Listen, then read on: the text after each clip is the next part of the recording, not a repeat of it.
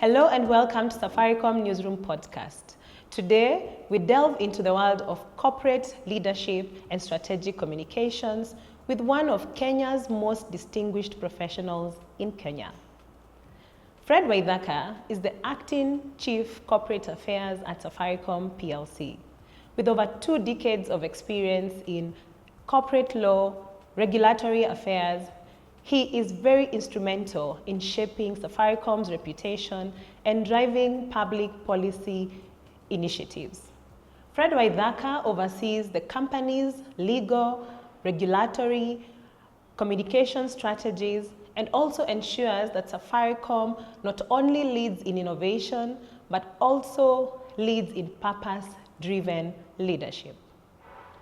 Fred started his career in a legal firm and followed by very significant roles at Telecom and also at Safaricom. Over the years, his leadership has garnered numerous awards, one in 2021 and another in 2022, and he's going to be sharing with us all of these things. And in this episode, he's going to be sharing insights on how companies can embed purpose into their business, navigate complex regulatory landscapes, but also how to lead purpose-driven and high-performance teams. So whether you're a seasoned executive or you're just a budding professional, Fred's experience offers valuable insights on how corporate leadership is important and governance as well, and also about ethical leadership. Thank you for joining us. I'm your host, Julian Kamau. Thank you so much, Fred, for joining us. We are so happy to have you on the podcast today. Thank you, Julian. Yes. I'm excited to be finally on the newsroom. Yeah. Yes. Very glad, very honored to have you today. And where we want to start this is, or how we do it here is, we get to know you as a person. Yes. Who is Fred Waithaka? So Fred Waithaka is a husband and a father to 2 fantastic boys, 12 years old and 9 years old. And to feed them, I am what I call a recovering lawyer, where I've continued to expand my professional toolkit by expanding my capabilities from a lawyer, and now I am in the professional space as a corporate affairs specialist. I started my career over 20 years ago in the firm of Kaplan and Stratton, where I did what you call my pupillage. So pupillage is the first step towards your legal career. In other professions, it would be called an internship or an apprenticeship. I was there for 2 years for my internship, moving on to become an associate within the same firm and specializing in corporate and commercial law. I then moved on to Safaricom in its early years, where it was Safaricom until 2012, when I moved to a company called Seacom. So Seacom is a company that landed the second undersea cable in Kenya. So I was with Seacom during its build phase and expansion across Africa. And I grew my career within Seacom over a period of 5 years. And I always say joining Seacom was the best decision I ever made. Why is that? Because I joined them when it was still a startup. So working in a startup is very different from working in a more established business. And you tend to stretch yourself beyond your core capabilities. That's when Because you do almost everything. Correct, you do almost everything. So I extended myself beyond Kenya as a jurisdiction because the cable was expanding across Africa. I expanded beyond my core capabilities as a lawyer to get into the regulatory space because we needed to get various approvals and licensing across the various markets and jurisdictions. And of course, we had customers across not just Africa, but in Europe and Asia. So again, expanding my capability in cross-jurisdictional contracts. Then Safaricom came knocking again in 2017, and I joined the green machine. Nice. I've been here for the past 8 years, having fun and enjoying myself as we expand and grow ourselves into a technology company. I love that. So that is what you have done in your career. You're also a parent and a husband. Yes. But who is Fred? What are his interests?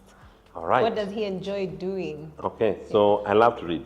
So you'll always find a book on me somewhere, either on my phone, in the car, in the office. So I'm always reading multiple books at any given time. What are you currently reading? Right now I'm reading a Tom Clancy novel. It's called Red Rabbit. Okay. I'm also reading Tony Blair's book on leadership. So I'm finding those two books, they're quite a contrast. Worlds apart. Worlds apart. Yeah. But Tom Clancy writes fantastic political thrillers. So reading Clancy gives you a broad perspective of many global affairs. And many a times you may think that Clancy is almost a prophet, because some of the things that he speaks about tend to come through in later years. And of course now reading Tony Blair on his issues around leadership, giving the various shifts that you want to make as a leader in the new world, again helps to inspire and grow my leadership journey. I love go-karting. I may not be as great as I should be, but I love it. I think it's the only place that you can get to accelerate and drive at speed without having to worry about getting a ticket. I love watching movies as well, and series. So if I'm not reading, I'm not on the track, you will find me watching a movie or series. And I also love to travel. So, and travel for me is in all its form, locally, regionally, internationally, and I love to drive. So if you want someone to drive you long distances, I'm your guy. Oh, that's really good, because it helps us know you better. Yes. Just by understanding the things that make your heart tick. Correct. So maybe you can also tell us, how did you get into law? Is it what you have always dreamt of doing? Or did you just stumble on it? No, I wanted to be a veterinary doctor. Okay. That was my passion. I love animals to death. I'm a cat person. Okay, Fred. This is becoming a shocker. You're confusing me here. Yes. So you wanted to be a vet. Correct. And you had 13 cats. Yes. But you ended up in law. Yes.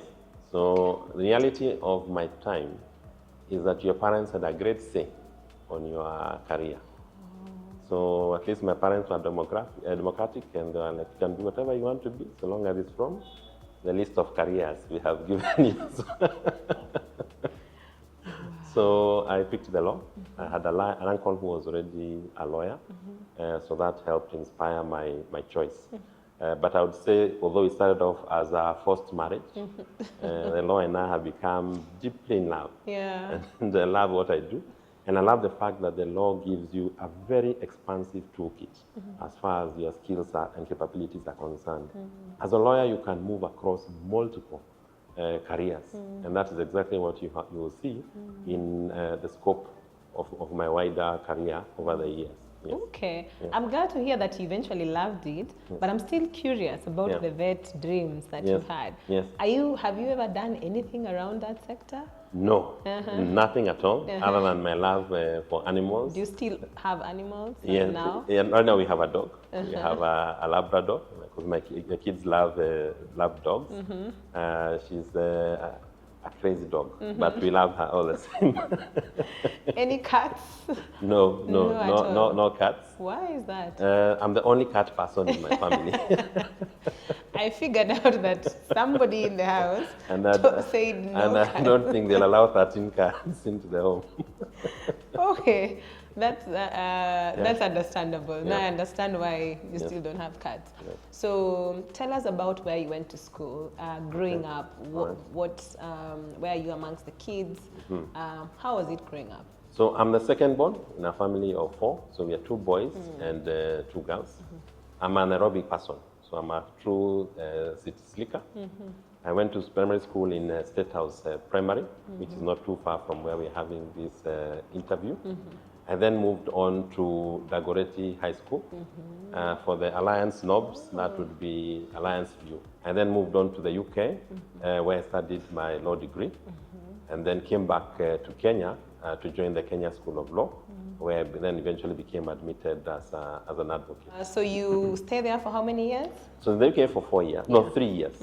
I came back home immediately after I did my final exams and started my hunt for a pupillage. Did several interviews across many firms, and thankfully I got into Kaplan and Stratton.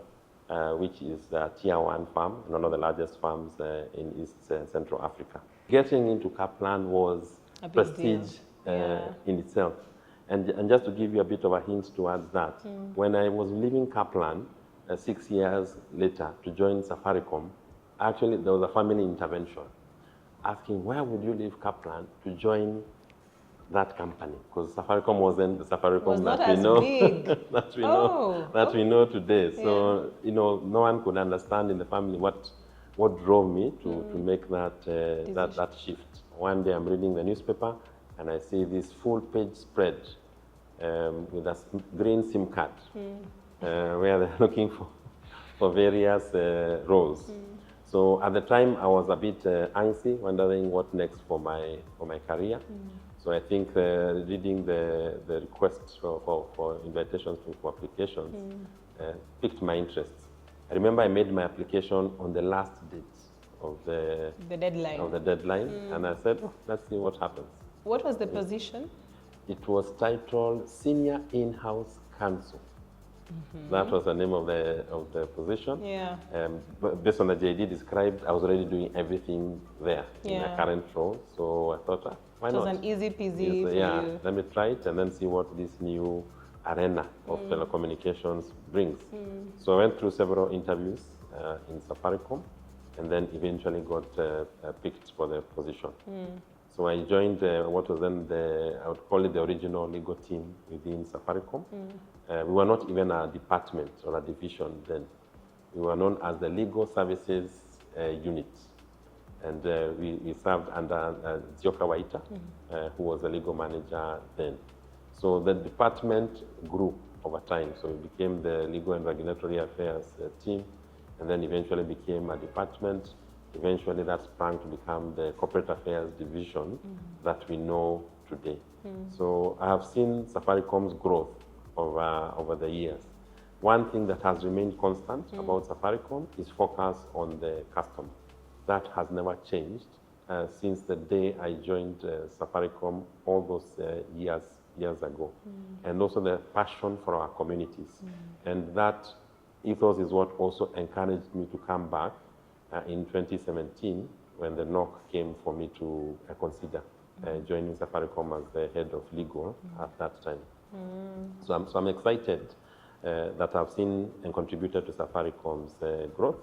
And I'm also happy to say that Safaricom has done the same in terms of my life. Why did you decide to make the shift from Safaricom to Seacom? Okay, so once again, a knock came. So a recruiter calls me from the UK and says they're calling me on behalf of Seacom that is looking to recruit a regional counsel to look after their affairs as they continue their expansion across Africa. So again, I wasn't really looking, but the guy was quite insistent. So we did have a conversation, and he sold me on the vision that Seacom was trying to build across Africa. And I felt that I wanted to be a part of that journey. Yeah. So I joined Seacom, looking after Kenya. My portfolio grew to look after East Africa, and then eventually I grew to become the head of legal, looking across the entire Seacom portfolio of countries. So as the company grew, I grew with it. And I always say that Seacom is my baby. And it's a company that has grown beyond what I left 8 years ago. But it holds a special place in my heart because the opportunities to stretch and to grow myself. And then, of course, to be part of the broadband boom in Kenya and in Africa. I always believe that you must grow what is in your hand. That is something that I hold dear. Whatever task is given to me, whether in the workplace or whatever it is that I'm doing in the community, I'm a firm believer that you must grow what is in your hand. And I would assume that through that journey of stewardship, and that is when I then become known to those who have then come to knock on my door. Okay. Yes. Impressive. Yeah. So you leave Seacom, you get the call again from Safaricom. Yes. Again, I'm sure. Yes. So this time you are coming back as? So I came back in as the head of legal, looking after the legal and secretarial services team. And I held that post for another 4 years before moving on to handle the regulatory and public policy docket as the head. In your role at the moment, you're heading the legal team, regulatory, Yes. PR and communications, you're heading foundations, you're heading sustainability, which is such a broad spectrum of skill set. Yes. In your role as acting Chief Corporate Affairs Officer, how does your day look like? Because quite a number of people don't understand what exactly it is that you do. Yes. So take us through your day from morning till evening. Yes. I think in a nutshell, my role is to clear the runway. And not just my role, but that of my team as well. And we clear the runway for Safaricom to be able to deliver its promises to our customers. Okay? You mentioned in our conversation the various departments that constitute the corporate affairs department. And you'll see that each of those dockets have a play, either in terms of how we are influencing the regulatory space, how we are communicating with our internal and external environment, how we are fulfilling our promises to our environment, to our social and to our governance, and then also how we are knitting that together through our various contracts. In my role, I also have to be able to empower my teams to deliver. And then also, it requires me to also spend some time to just also think, where are we going? What are the things that we need to do better? And also to recognize the things that we are doing well, to also find a opportunity to appreciate those that are also helping us move forward. Move forward. Yes. You are in regulatory and you're heading all these other teams. But amongst the things you lead is regulations. What are some of the critical regulations in the space of a telco and a telco? Not that Safaricom is a telco and a telco now. Reality is that our regulatory universe is quite broad. If you were to think of all our products and services and how they interconnect across industry, the universe is quite wide. Broad. And also the fact that we also cross all 47 counties. Remember, each county government also has its various bylaws, which we must comply with. So our universe is quite wide. And then even beyond that, we also have various regional and also continental obligations, which as a country we comply with, and then which invariably as an operator we do require to comply with. So it's a constant push for compliance, and then also a constant drive to be able to be as participative as possible across various fora, so that we're able to start influencing and having our voice heard in the policy development process. Any given point is a lot that we are doing. There's also engagements we're having right now on critical aspects such as cost of energy. Power and the general energy portfolio constitutes 50% of our network operating costs, which is a significant amount. So we are engaging with the energy regulator, and I'm grateful for the door that they have opened, where we are now looking at how the regulations can be amended to do the following. In the first instance, give us access to what we call time of use discounts, which would help lower the cost of our electricity charges across our base stations. And then second, in the longer or medium term, to have in place a special tariff for the industry, which then again will help cushion in terms of costs. Because remember, at the end of the day, we are like any other business. All those costs which come in as inputs find their way downstream in terms of pricing. So I'm grateful for the door that has been opened and the conversations that we are having with the regulator in that regard. Other issues that we are also engaging right now touch on what we call non-terrestrial networks. Again, the reality of the evolution of our technology, where we now have opportunity to be able to use satellites to close the connectivity gap. Because the reality is that in Kenya, we have grown in leaps and bounds as far as mobile telephony is concerned. But notwithstanding the fact that we now have 97, almost 98% population coverage, from a geographic coverage, it's the footprint is much smaller.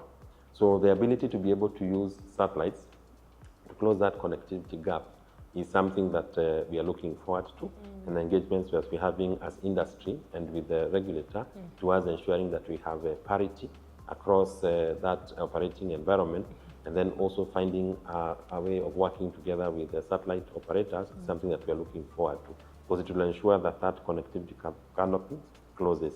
And there are also many more conversations. In as much as we have that coverage, we still have a very big gap on usage.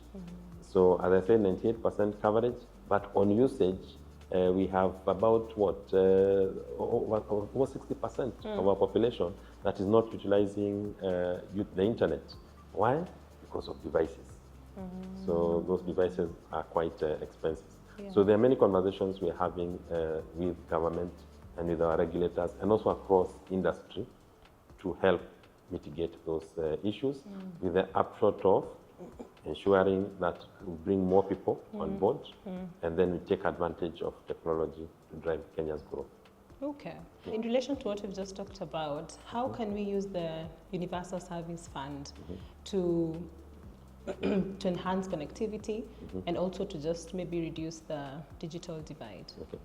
So the Universal Service Fund, or USF, is actually a very beneficial tool. And it's beneficial in that it allows us to dip into the pool and be able to roll out infrastructure in areas that we would ordinarily not go to. And why would we not give coverage to some areas? It's because of the commercial viability of some of those areas. So the USF pool helps to mitigate those costs. And Safaricom is a strong supporter of the USF fund. And I'm happy to say that even in our consistent engagements we're having with the regulator, is just to see how the USF can continuously be used to drive broadband coverage across this country. So at the moment, Safaricom sits on about 280 sites, which are built through the Universal Service Fund. And the impact of that is that over 800,000 Kenyans now have access to communication and to broadband connectivity, mobile connectivity, because of the USF. So you can see the power of USF, and you can see why we are supportive of its continuous growth and utilization.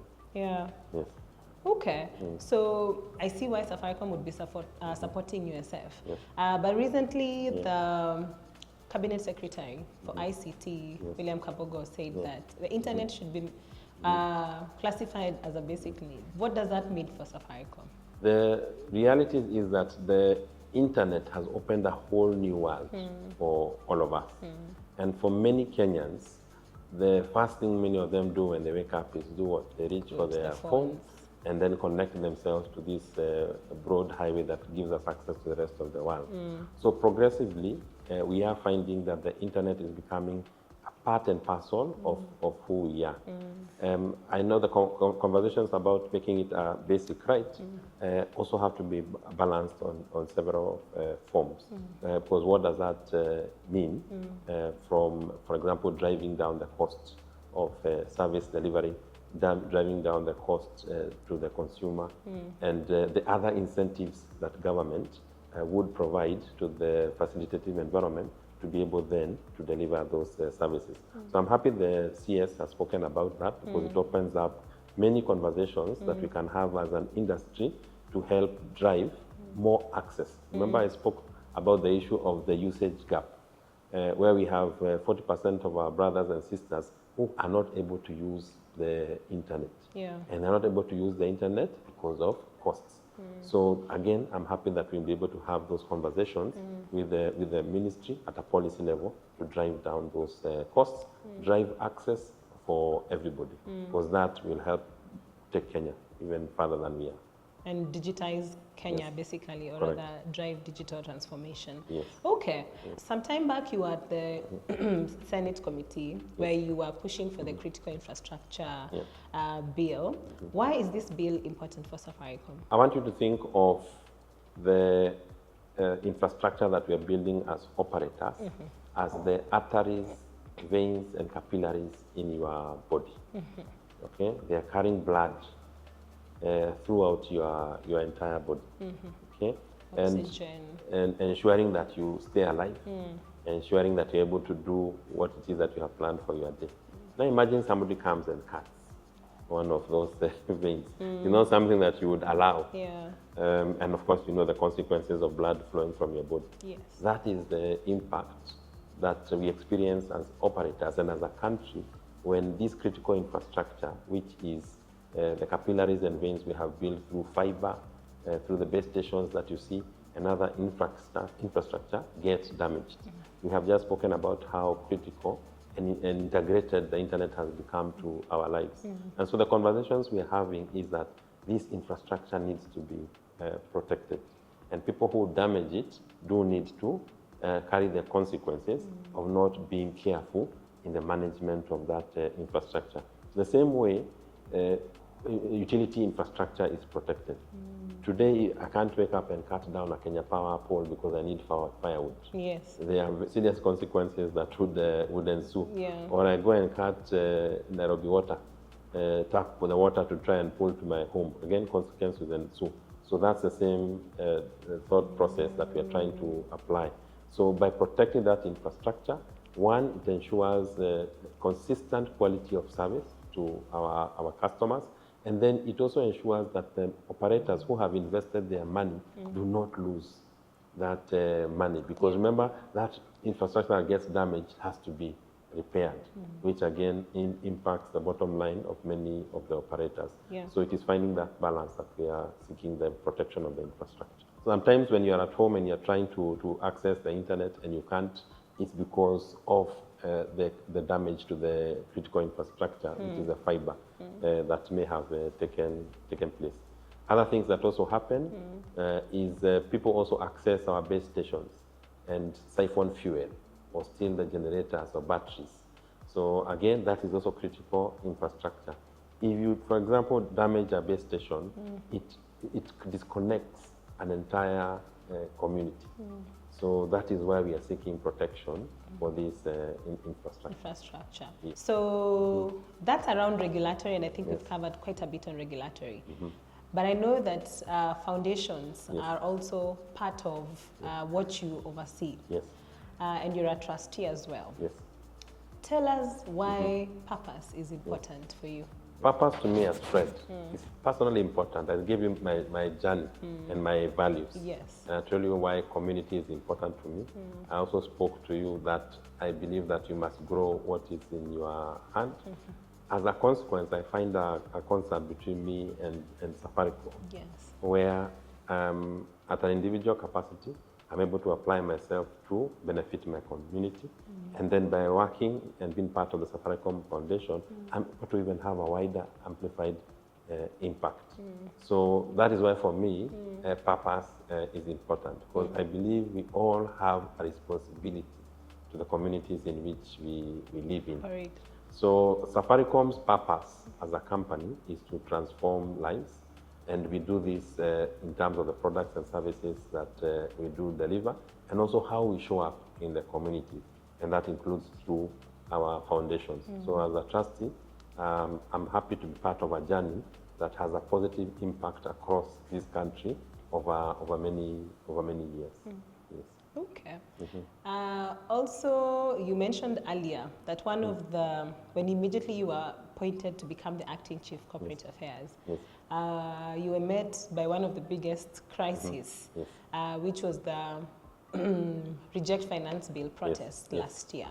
Kindly take us through how you navigated that. I don't know whether you had ever experienced a crisis before of that nature, and how did you soldier through, or rather lead the team in the process of going through that season? It was a very difficult time.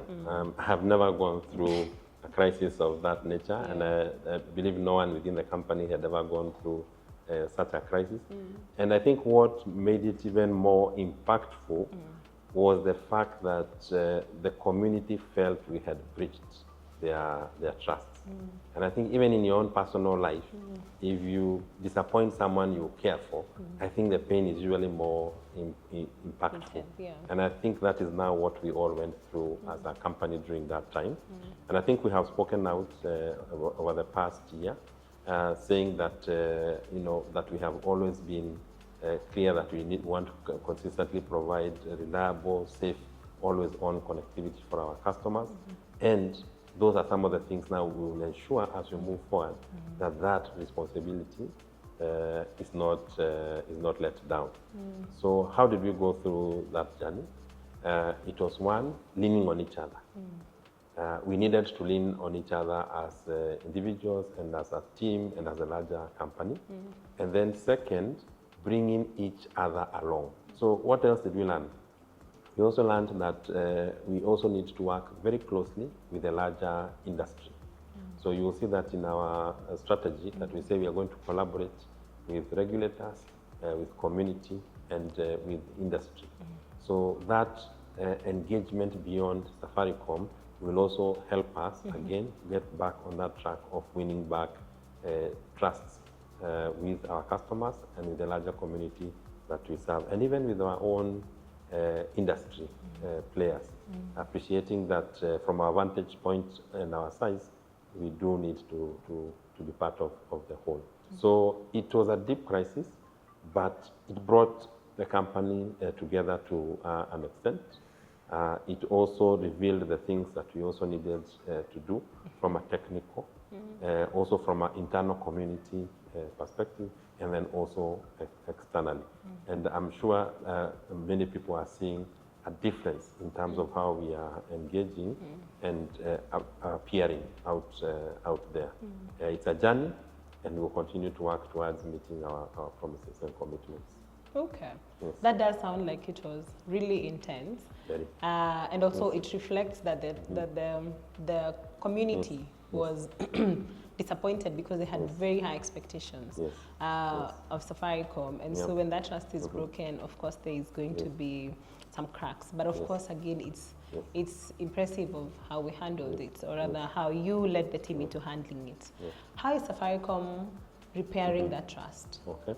So I mentioned earlier about what we are doing internally with our own staff. And then a second, also making a commitment about being always on, safe and secure. So we are increasing our investments towards driving network resilience to ensure then that promise is provided for. And then third, also being open to engage with our customers, where we're able to hear them, and we are deploying various tools, even on the digital space, where customers can continue to engage with us. We're also going to the ground, engaging with customers across the entire country to hear what it is that they want from us. And we're having those conversations both with the merchants or our enterprise customers, and then also with our retail customers. And then from that, being able then to deliver and rebuild that trust. So the journey continues, but it is a journey that will be faced being on the ground with our customers. Engaging with the customers Engaging on the with our ground. customers. When I look at you, or from my interactions with you, you're a very measured, and very reserved guy. But you had a very public-facing department, or division. How do you reconcile your persona to the job that you're currently handling? All right. I actually take it as a superpower. Okay, because people have perceptions of how someone should be, look and behave, when they hold various roles. And sometimes that scares off people from actually stretching themselves into those roles. But I am an introvert. But we can tell. Yes, but I take that as my superpower and strength. Because one, it allows me to think things through more carefully and critically. Like when we went through the crisis that we did, I'm able to step back, look at the larger situation, and then give guidance in a very emotional state, which then was very helpful to the team. Okay. Then second, again, the issues of analytics, how you think through things without lighting a fire, which unnecessarily makes things more complicated. So reserved, I am, but a strength to me is what it is. And at the end of the day, I think you're able to interact with people in different, from their own strengths as well. You started your career in legal Yes. as a lawyer. Yes. Into regulations, Yeah. and now you're heading corporate communications, which is worlds apart. Yes. How is it from your eyes getting into corporate comms? Again, remember the toolkit I told you about as a lawyer? Yes. As a lawyer, you Bros. engage the courtroom, you engage your clients in boardrooms. So this is just a different audience. And being able then to engage with them based on their needs and based on how they want to be spoken to. So that is something that's a skill that I am quickly learning. That is not a one size fits all as we engage.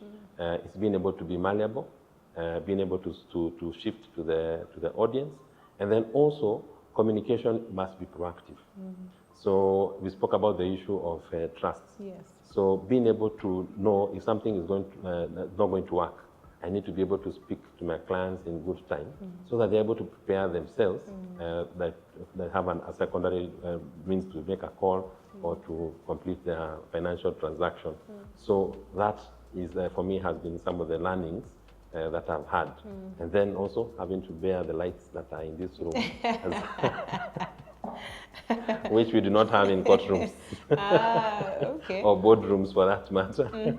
Yeah. Under corporate affairs, we have sustainability. Yes. And one of the things that are very important to the business is the issue of sustainability. And we've seen sustainability reports every single year. We are actually have made commitments, different commitments around sustainability, and are making quite a number of efforts in making sure that we take care of our carbon, reduce our carbon footprint. Yes.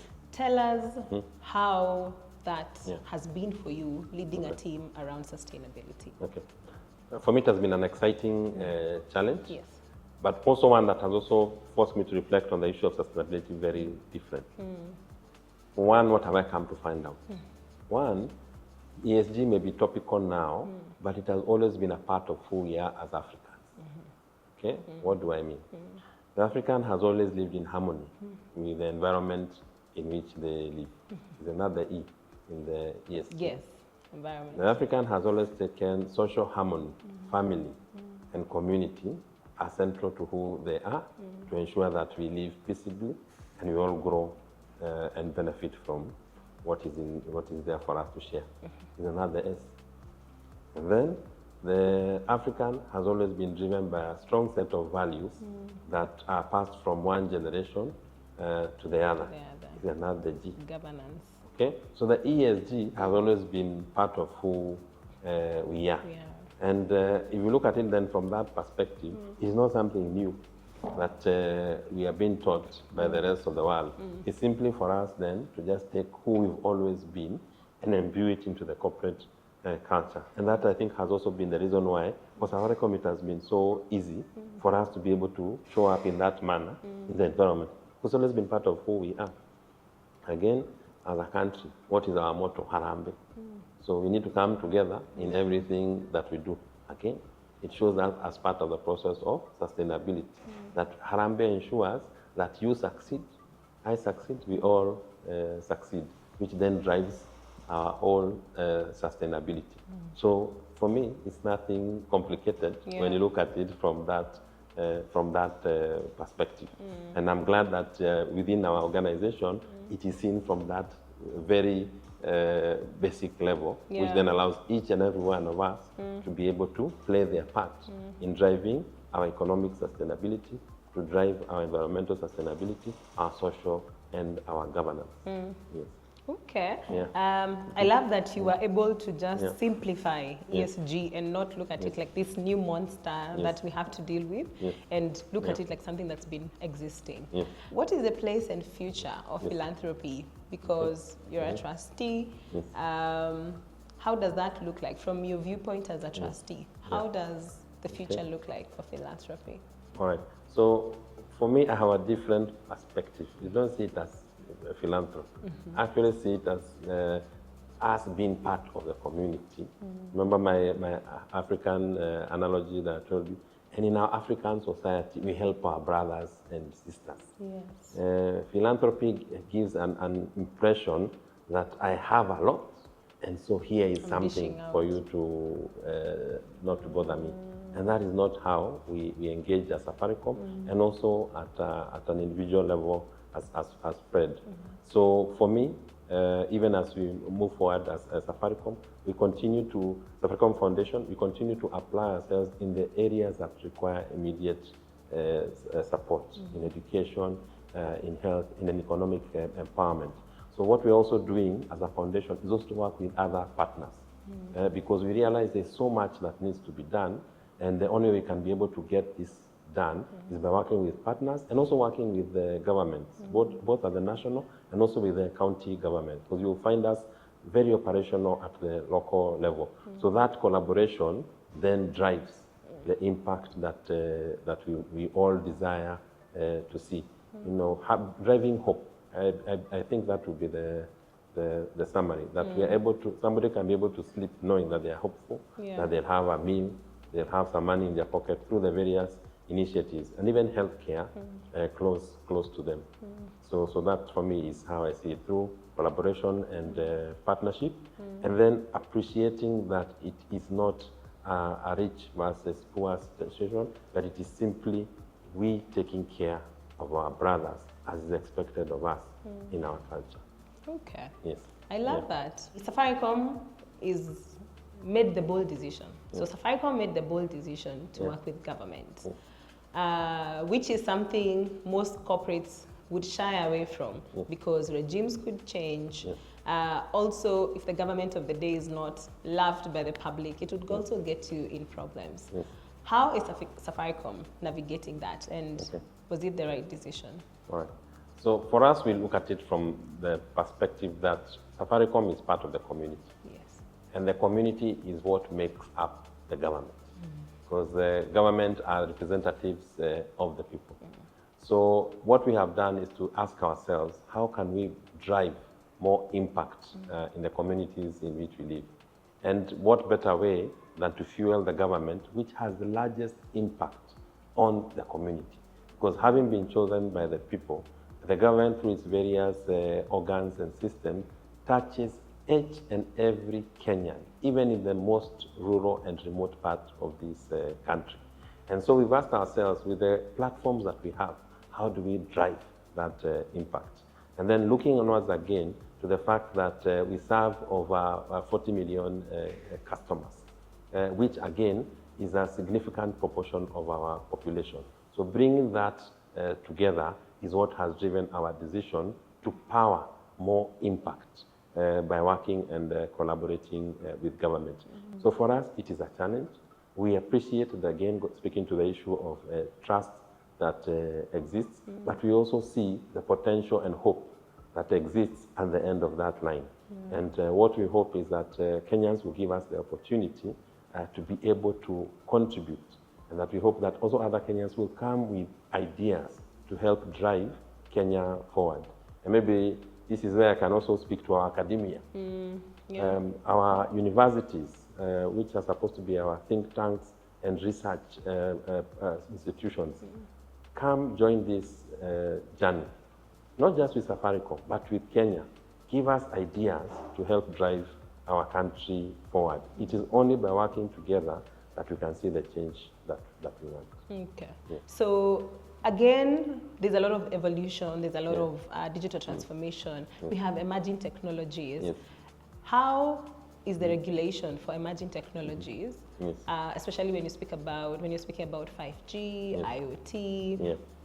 What are some of the current regulations around that? Okay. Regulations already exist for many of the evolutionary technology. When you're moving from 3 to 4 to 5, you don't create a new set of regulations other than the standards which allow for the migration. And Kenya is part of the global community in terms of how we interact from the national regulator level into the ATU level, which is the African Telecommunications Union, and then onwards into the ITU, which is the International Telecommunications Union. So Kenya plays its role in that global policy space.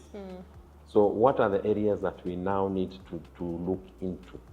I mentioned the issues of the non-terrestrial networks, your satellites, etc. Satellite, yes. So those new technologies coming in requires us Kenyans to sit down and look at our policy environment to ensure that we take advantage of the new technologies, to ensure that we drive our digitization agenda as a country, but to do so in a manner that drives sustainability. Again, the topic we're just discussing now, of the country as a whole. The operators who are already in place are supporting jobs, they are paying taxes to this country, and essentially driving our economic agenda forward. So again, find the balance, and then ensure what we call regulatory parity for these new players who are coming in. What do I mean? If, for example, I have a responsibility to do know your customer analysis for all my new customers, anyone who comes into that space should also carry the same responsibility, because obligations under the law also have a cost consequence on the operator. So you cannot have a discordant situation where one is carrying more load than the other. So that parity, and ensure that we all find harmony as we move forward. And then onwards, even into areas of financial services, to continuously look at how we deepen financial inclusion, but driving more interconnectedness, but in a manner that ensures, again, sustainability of all the players. Sustainability will be critical from a policy review perspective to ensure that we don't gain the whole world and lose at the same time. Yeah. Yes. Okay. Yeah. And how can AI, I know AI is also one of the things that is currently being used a lot. Yes. How can we use AI to grow brand love? Even using the case that we had last year, how can we use artificial intelligence to help us grow brand love for Safaricom? Okay. So for me, I look at AI as a co-pilot. Okay. So AI should never replace our critical thinking. It should never replace the emotion of who we are as individuals. It simply helps us do more. So how do we then incorporate AI into our various operations? One, for example, which is with network planning, it can help us then be able to guide us on how to better position our sites, be able to point to areas perhaps that may require more network resilience, and then looking in terms of quality of service for the things that we have promised to deliver to our customers, helping them to monitor in terms of those deliverables, which then build brand love. Because brand love will only be built by one thing. We deliver on our promises. Simple. So AI then becomes that tool that helps keep a check and also helps us identify what we can do better. But it should not be a replacement for thinking or a replacement for emotional aptitude. Okay. Yes. I love that because it's a co-pilot, you say it's a co-pilot, and it comes to complement and not to entirely do everything. So I know Safaricom also expanded to Ethiopia, and maybe you can mention one of the biggest regulation issue that you're having to handle, now that we're in a new country, probably new regulations in that environment. What would that be? All right. So for me, Ethiopia is a baby close to my heart because I was part of the team that knit together the consortium and also then made the bid for the second national operator license. So Ethiopia's success is close to my heart. So Ethiopia, just like any new territory, is also evolving in its regulatory landscape. They're probably where we were in Kenya maybe 20 years ago in terms of evolution. Because remember, they have come from a situation of a monopoly, just like we were 25 years ago with telecom, and then now having a new operator. And so there are several things that we need to evolve around giving our babies from Ethiopia a more level playing field. So there are several discussions we are having already with the national regulator, and we will see how those conversations continue to evolve to again clear the runway for Safaricom Ethiopia to better position and deliver services to the customer. Okay. My next question is about yourself and your career. To this point, what would you say was your is the moment that you are most proud of all through your journey? Wow. I throw you Okay. off. I threw you off, All right. yeah. I would say shifting from legal. Regulatory. Because I got into a place I had no control. After many years as in the legal space, I knew the playing field, I knew the rules, I knew the players, I had control. I then come into a completely new unfamiliar territory Yeah. and have been able to Thrive. So I think for me that would be the Monumental moment for you. And I think being able to have the courage to do that also gave me the courage to pick up the responsibility as the acting chief, which is also a significant docket in itself. Yeah. Yes. Okay. Yeah. What would you also tell your younger self? So think about Fred when he was 19 years old. What would you want to tell him? Have fun. Okay, I didn't expect that.